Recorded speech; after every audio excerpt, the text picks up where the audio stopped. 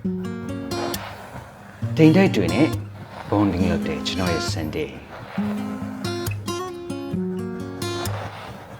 weekend ဒီမှာ night out ထွက်ရတယ်ဆိုလို့ရှိရင်ကျွန်တော်ရဲ့အခုလိုမျိုးရမ်းချစ်ရတဲ့မွေးဖွားရုပ်ကြီးနေုံနဲ့အတူတူနေရတာကိုပို့ပြီးတော့မှကျွန်တော်တို့တန်ဖို့ရှိပါတယ်ဗျ။တားငယ်လေးတစ်ချက်ကတော့အခုလိုမျိုး grooming လုပ်ပေးတာသူရမ်းကြိုက်တယ် Good boy. Good job.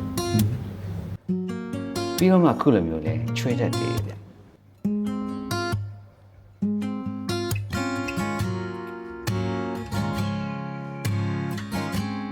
ဒါကြီးလူကာကတော့ကင်မရာရှေ့ရောက်လို့ရှိရင်နည်းနည်းလေးရှက်တတ်တယ်ဒါပေမဲ့ဗစ်တာတဲ့သူကပိုပြီးချွဲတယ်